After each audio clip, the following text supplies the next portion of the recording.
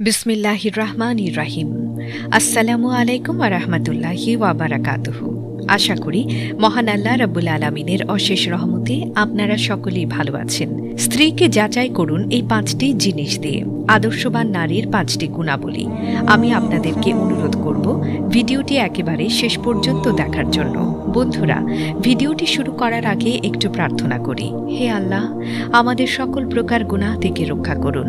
যারা গুনাহ থেকে রক্ষা পেতে চান সকলেই কমেন্টে লিখুন আমিন এবং এই ভিডিওটিতে একটি লাইক দিন ও যারা চ্যানেলটি সাবস্ক্রাইব করেননি চ্যানেলটি সাবস্ক্রাইব করুন। এই ভিডিওটির লাইক টার্গেট 10,000, তাই সকলে এই ভিডিওটিতে লাইক দিয়ে দিন। তো চলুন শুরু করি। প্রিয় দিনী ভাই এবং বোনেরা, আজকের ভিডিওটি অত্যন্ত গুরুত্বপূর্ণ। আশা করি আপনারা সম্পূর্ণ ভিডিওটি দেখবেন। নারী নামটি শুনলে যেন মনে পড়ে যায় সেই অজ্ঞতার যুগের কথা, যে সময় কন্যা সন্তানদের জীবন্ত কবরস্থ করা হতো। ছিল না তাদের মর্যাদা, তাদের শুধুমাত্র দাসী রূপে ব্যবহার করা হতো। তারপর 570 খ্রিস্টাব্দে আল্লাহ তাআলা পৃথিবীর জমিনে সর্বশ্রেষ্ঠ পয়গম্বর নবী মুহাম্মদ সাল্লাল্লাহু আলাইহি ওয়াসাল্লামকে প্রেরণ করলেন, যার আগমনের ফলে বদলে গেল পৃথিবীর রূপ। নারীরা পেল এক বিশেষ মর্যাদা। রাসূল সাল্লাল্লাহু আলাইহি ওয়াসাল্লাম বলেছেন, সমস্ত পৃথিবীটাই সম্পদ এবং সর্বোত্তম সম্পদ হল সৎ চরিত্রবান নারী বা স্ত্রী। ব্যাস, বেড়ে গেল সে নারীর মর্যাদা। নারীদের মর্যাদা আরও বৃদ্ধি করতে আল্লাহ তাআলা পর্দার আদেশ দিলেন, যাতে করে কেউ নারীদের খোলামেলা অবস্থায় না দেখতে পারে। তাদের সৌন্দর্য এবং মর্যাদা হেফাজতে থাকে, কারণ তাদের মূল্য অনেক বেশি। একটু চিন্তা করলে বুঝতে পারবেন, পৃথিবীতে যেই জিনিসের দাম যত বেশি, সেই জিনিসকে তত বেশি যত্নে রাখা হয় এবং ঢেকে রাখা হয়। ইসলামী নারীর মূল্য অনেক বেশি, তাই তাদের ঢেকে রাখা হয়, যত্নে রাখা হয় তথা পর্দায় রাখা হয়। বর্তমানে কিছু মেয়ে ভাবছে যে তাদের স্বাধীনতা হরণ করা হচ্ছে, বেপর্দা খোলামেলা ঘোরাঘুরি করছে। তাদের বেহায়াপনা চলাফেরা দেখে অসংখ্য যুবকের মাথা ঘুরছে, অসংখ্য যুবক বেপথে যাচ্ছে। কিন্তু সেই সমস্ত নারী যারা নিজের মূল্য বুঝতে পেরে নিজেকে পর্দার মধ্যে ঢেকে যত্ন করে রেখেছে, তারা ইহকাল ও পরকাল তথা দোজাহানের জীবনী ধন্য করেছে। বন্ধুরা, তাই আজকের ভিডিওতে আলোচনা করব একজন আদর্শবান সৎ চরিত্রের নারী বা স্ত্রীর কয়েকটি গুণাবলী এবং স্ত্রীকে যাচাই করার জন্য 5টি বিষয় সম্পর্কে আমরা জানাবো। এই সমস্ত গুণাবলী যদি কোনো নারীর মধ্যে থেকে থাকে বা আপনি যদি পেয়ে থাকেন, তাহলে নিঃসন্দেহে বুঝে নেবেন এই নারীটি আদর্শবান নারী। বিশেষ করে বিয়ের পূর্বে অবশ্যই যাচাই করে নেবেন। তো চলুন জেনে নেই আদর্শবান নারী বা আদর্শবান স্ত্রীর কয়েকটি গুণাবলী। অতঃপর আমরা জানব স্ত্রীকে যাচাই করে সে 5টি বিষয় সম্পর্কে। 1. ধৈর্যশীলতা। একজন আদর্শবান স্ত্রীর একটি বৈশিষ্ট্য বা গুণ হল ধৈর্যশীলতা।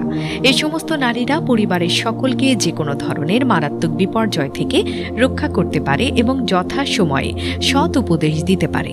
এই সমস্ত নারীরা পিতা মাতা ও স্বামীর সঙ্গে অযথা বিতর্ক করে না, ধৈর্যের মাধ্যমে নিজেকে আগলে রাখে এবং পরবর্তীতে মিষ্টি সুরে যৌক্তিকভাবে সমস্যার সমাধান করতে সাহায্য করে। 2. সত্যবাদিতা ও কোমলতা। একজন সত্যবাদী ও মিষ্টিভাষী স্ত্রী পরিবারের জন্য নিয়ামত স্বরূপ। একজন সত্যবাদী ও উত্তম আচরণকারী স্ত্রী আল্লাহ ও তার রাসূলের নিকট খুবই প্রিয়। 3. পর্দাশীলতা ও লজ্জাশীলতা। আল্লাহ পাক রব্বুল আলামিন নারী পুরুষের প্রতি পর্দা ফরজ করেছেন। পর্দা হলো একজন আদর্শ ও সম্ভ্রান্ত নারীর প্রতীক। পর্দা মানুষের মধ্যে লজ্জা সৃষ্টি করে এবং যৌন অপকর্ম থেকে দূরে রাখে। রাসূল সাল্লাল্লাহু আলাইহি ওয়াসাল্লাম ইরশাদ করেন, লজ্জা হলো ঈমানের অঙ্গ। একজন পর্দাশীল নারী যার তার সাথে মেলামেশা করতে পারে না, তার পর্দা ও লজ্জা তাকে হেফাজত করে। 4. অল্পে তুষ্টি, অর্থাৎ অল্পে সন্তুষ্ট। যদিও ইসলামী বিধান মোতাবেক স্ত্রীর যাবতীয় ভরণ পোষণের দায়িত্ব স্বামীর উপর অর্পিত, তথাপি স্ত্রীকে স্বামীর সামর্থ্যের দিকে তীক্ষ্ণ দৃষ্টিতে নজর রাখতে হবে। একজন আদর্শবান ধার্মিক সৎ চরিত্রের স্ত্রী অল্পতেই সন্তুষ্ট হয়ে যায়। 5. উত্তম ব্যবহার। আদর্শবান স্ত্রীর অন্যতম বৈশিষ্ট্য হল উত্তম ব্যবহার করা। যে স্ত্রী তার স্বামী ও স্বামীর আত্মীয় স্বজনের সাথে উত্তম ব্যবহার করবে, সে উত্তম নারী হিসেবে গণ্য হবে। দুনিয়াতে সে সকল আদরের পাত্রী ও শান্তির প্রতীক হয় এবং তাদের ইহকাল ও পরকাল ধন্য হয়ে যায়। 6 স্বামীর আনুগত্য। সচ্চরিত্রের নারীরা বিয়ের পর স্ত্রী হয়ে যায় এবং স্বামীর আনুগত্য করে থাকে, কারণ তার স্বামীর মর্যাদা সম্পর্কে অবগত থাকে। রাসূল সাল্লাল্লাহু আলাইহি ওয়াসাল্লাম ইরশাদ করেন, যদি কারোর জন্য সিজদার নির্দেশ দিতাম তাহলে স্ত্রীদের নির্দেশ দিতাম তাদের স্বামীদের সিজদাহ করতে। তিরমিজি শরীফের হাদিস। 7 স্বামীর সম্পদের হেফাজত করা। স্ত্রীর নিকট সম্পদ আমানত স্বরূপ। স্ত্রীর উচিত স্বামীর এই সম্পদের রক্ষণাবেক্ষণ করা এবং স্বামীর অনুমতি ব্যতীত খরচ না করা। আর একজন আদর্শ স্ত্রী অবশ্যই স্বামীর সম্পদকে নিজের সম্পদ মনে করে রক্ষণাবেক্ষণ করে থাকে। 8 সন্তানকে ভালো শিক্ষা দেয়া। একজন আদর্শবান স্ত্রী যখন সন্তানের মা হয়ে যান তখন তিনি নিজের সন্তানকে আদর্শবান করে তোলার চেষ্টা করেন। ভালো কাজ ও মন্দ কাজের মধ্যে পার্থক্য ছোটবেলায় সন্তানকে বোঝানোর চেষ্টা করে, ফলে সন্তান বড় হয়ে আদর্শবান হয়।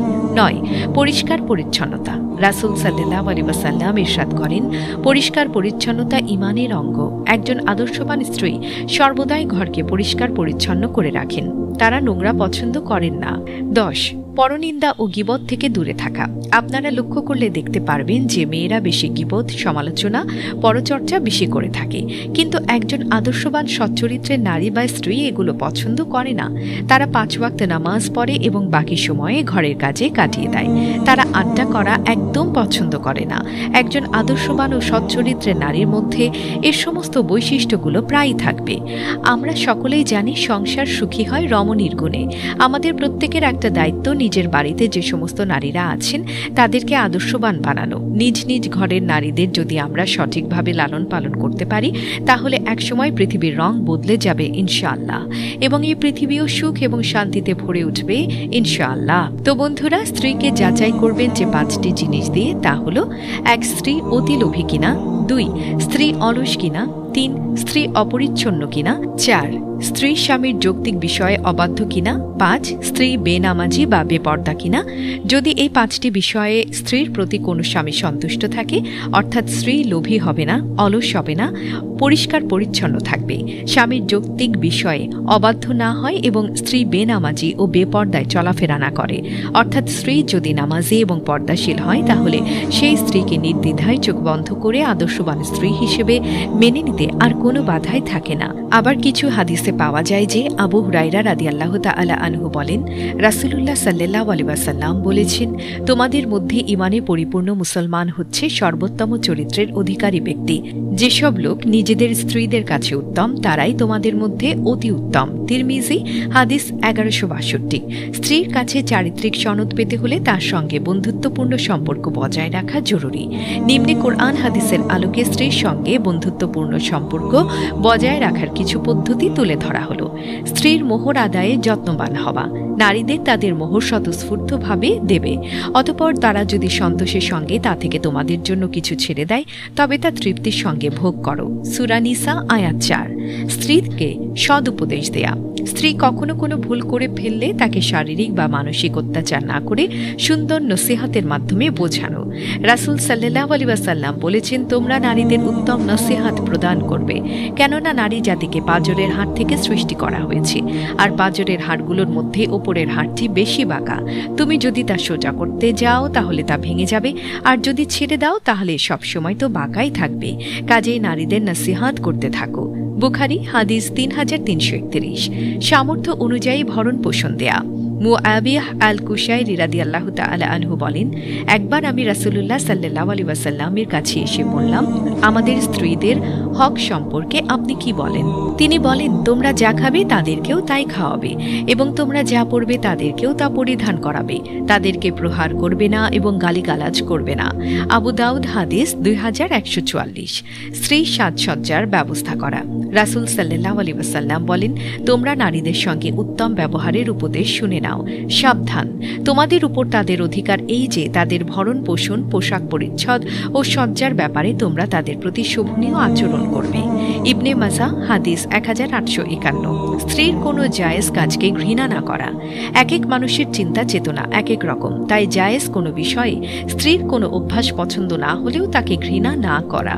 আবু হুরায়রা রাদিয়াল্লাহু তাআলা আনহু বলেন, রাসূল সাল্লাল্লাহু আলাইহি ওয়াসাল্লাম বলেছেন, কোনো মুমিন পুরুষ কোনো মুমিন নারীর প্রতি বিদ্বেষ ঘৃণা পোষণ করবে না, কেননা তার কোনো জায়েজ অভ্যাসকে অপছন্দ করলে তার অন্য কোনো অভ্যাস সে পছন্দ করবে। মুসলিম হাদিস 3540। তো বন্ধুরা, এই ছিল আমাদের আজকের ভিডিওটি ভালো লাগলে অবশ্যই লাইক, কমেন্ট ও সাবস্ক্রাইব করবেন এবং ভিডিওটির বিষয়ে আপনার যদি কোনো মতামত থাকে তাহলে কমেন্ট করে জানাবেন। দেখা হচ্ছে পরবর্তী ভিডিওতে। আল্লাহ হাফেজ।